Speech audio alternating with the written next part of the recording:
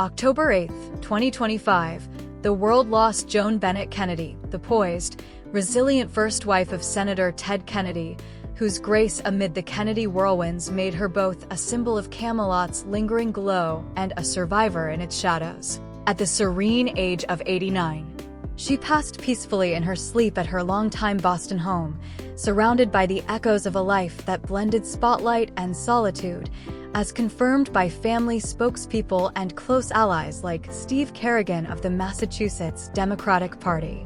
No specific cause was shared beyond the gentle weight of years, but in a statement laced with gratitude, her son Patrick captured the essence, besides being a loving mother. Mom was a powerful example to millions of people with mental health conditions.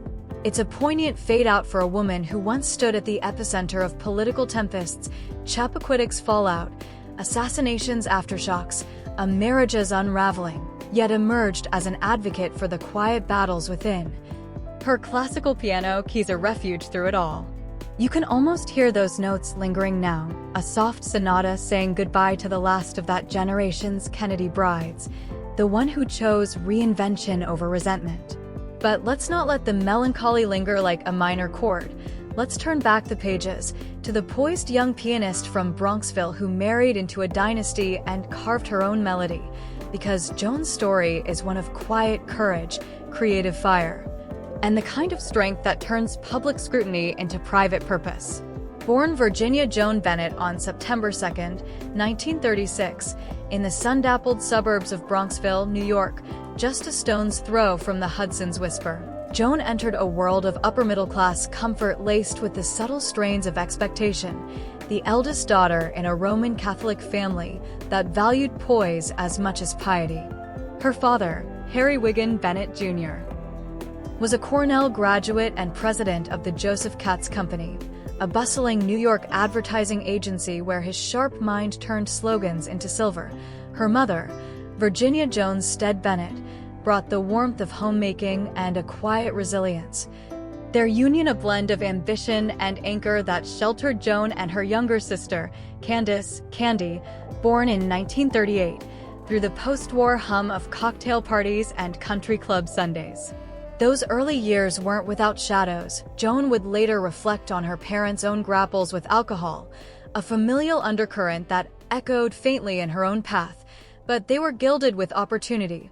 Bronxville High School sharpened her intellect, and Manhattanville College of the Sacred Heart in Purchase, alma mater to Rose Kennedy and her daughters-in-law, nurtured her artistic soul, where she majored in English and honed her classical piano under professors who marveled at her touch.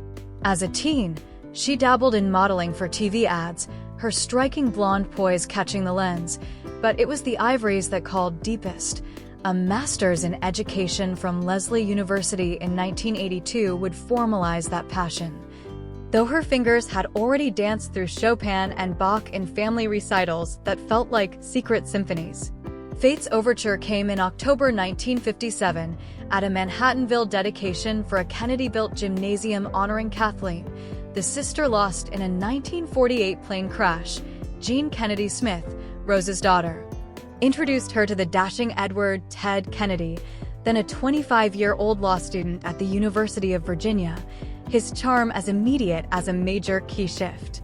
They bonded over chaperone dates, ski trips to Stowe, holidays in Hyannisport, weekends weaving between Boston and Bronxville, their whirlwind engagement sealed by Ted's proposal amid the Kennedy compound's salt air, and a small family wedding on November 29, 1958, in Bronxville, just weeks after JFK's Senate win thrust them into the dynasty's dazzling dawn. At 22, Joan became the youngest wife of the youngest U.S. senator ever elected, stepping from suburbia's shade into Camelot's glare, her life now a duet of public poise and private piano, where she'd entertain the clan with sonatas that hushed even the boisterous brothers. And oh, the harmony and discord that followed, a marital movement marked by melody and minor keys, where Joan's quiet reserve clashed with the Kennedys' rambunctious rhythm, yet birthed a family that became her lifelong refrain.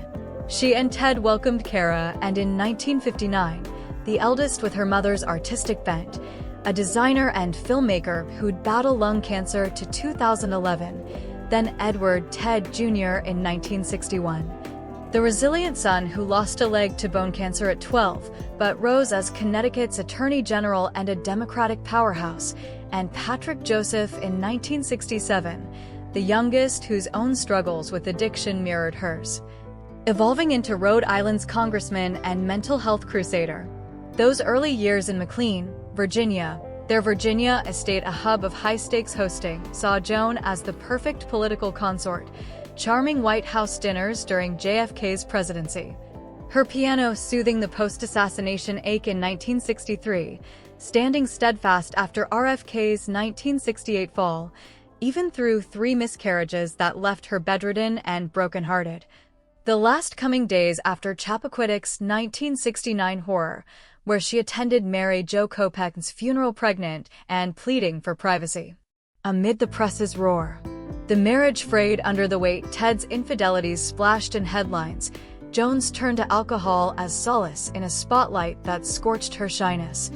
Arrests for drunk driving in 1974 and beyond, marking a public unraveling that bumper stickers mocked as Free Joan Kennedy during Ted's 1980 presidential bid.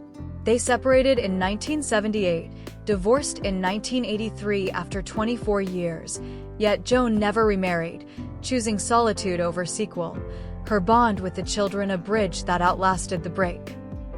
Kara's wedding in 1990, a tearful reunion, Ted Jr.'s governorship bids drawing her quiet counsel, Patrick's advocacy echoing her own recovery journey after rehab in the 80s and sobriety's hard-won hold. Extended kin wove in two. Sister Candy, a lifelong confidant, the Bennett parents' legacy of love amid liquor, a subtle script she'd rewrite through therapy and talks. Even post-divorce, she remained the Kennedy matriarch in spirit. Attending Ted's 2009 funeral with dignified distance, her grandchildren, now a lively chorus, filling holidays with the music she'd once played for their grandfather. It wasn't a flawless finale. Losses like Kara's cut deep, but Joan's family was her fortissimo, the notes of nurture and near misses that tuned her from socialite to survivor, proving blood and chosen ties could harmonize even the harshest discords. That survivor's song shaped her lifestyle too, a post-Camelot coda of creative calm and committed causes that whispered of reinvention over regret, elegant yet earthy. The Pianist's poise, finding peace in Boston's embrace rather than Hyannisport's haze. After the divorce, she traded DC's dazzle for Boston's quieter keys, nesting in a Beacon Hill brownstone-turned sanctuary. Walls alive with family photos and sheet music stacks, a grand piano in the parlor where she'd improvise through dawn's first light. Her fingers tracing Beethoven as therapy for the tremors of the past. No lavish compounds or tabloid trappings.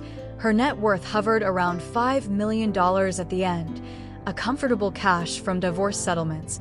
Ted's estate left her well-provisioned, book royalties on the joy of classical music. Her 1992 guide, a family-friendly ode to symphonies that sold steadily, and modest modeling residuals, invested wisely in Boston real estate and charitable trusts rather than extravagance. Mornings unfolded with ritual grace. Black coffee and the New York Times crossword to sharpen the mind she'd once dulled, a gentle yoga flow borrowed from Patrick's wellness world to ease the aches of age, then hours at the Keys, teaching private lessons to young talents. Her master's in education, a bridge to mentoring that filled the empty nest. Afternoons? Advocacy's gentle pull, speaking at mental health forums on addiction's grip.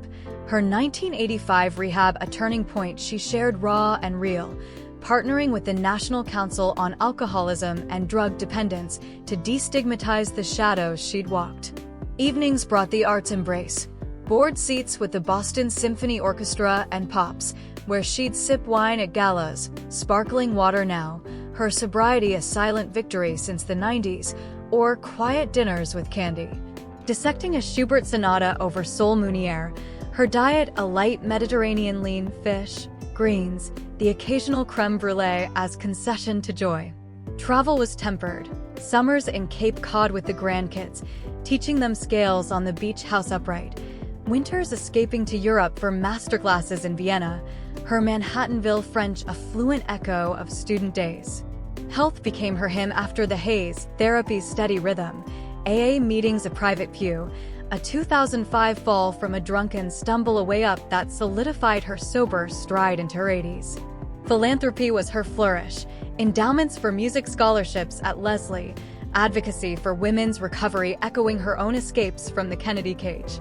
Politically, she stayed blue, but behind the scenes, quiet donations to Patrick's campaigns, a nod to Ted's legacy without the limelight's lash. It was a life of luminous restraint, the roar of rallies yielding to the rustle of scores, where fortune favored the footlights of feeling over flash, and every arpeggio affirmed resilience's refrain. Of course, no tribute to Joan would ring true without those resonant recollections, the off-key anecdotes that reveal the socialite with a survivor's sly humor, the mother whose miscues became masterclasses in mercy. Take Chappaquiddick's cruel chorus. Pregnant and pleading for space after the crash, she stood by Ted in court 3 days later, her miscarriage mere weeks on a scar she'd carry silently, later confiding to friends over tea. The sea took more than one life that night, but I chose to surface. Or her piano as political shield. During JFK's White House years, she'd soothe cabinet crises with impromptu Debussy, Rose Kennedy whispering, "Play on, dear, it's your armor," a habit that hushed her own heartaches too. Family tales tugged tenderest, teaching Kara Chopin waltzes on the McLean upright, only for the girl to quip, "Mom, your keys cry less than your eyes," a moment that melted into midnight talks on love's loose scores, or post-divorce. Surprising Ted Jr. at his first chemo with a bedside recital, her fingers flying through Clair de Lune, as he vowed, "You taught me to play through the pain."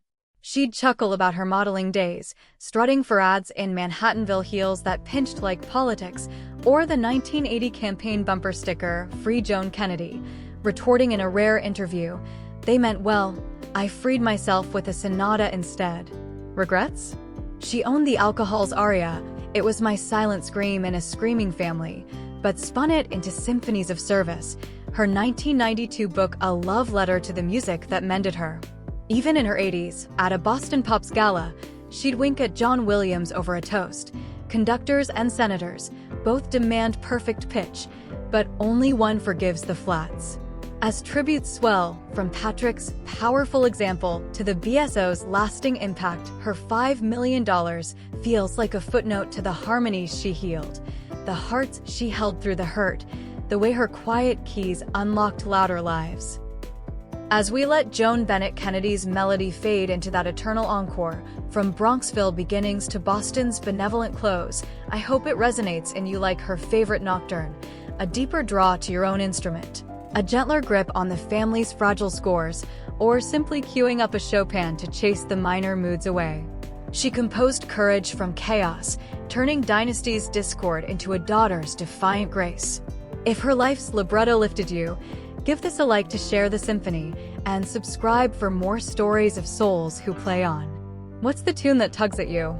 Thanks for the listening, keep the pedal down, and take care.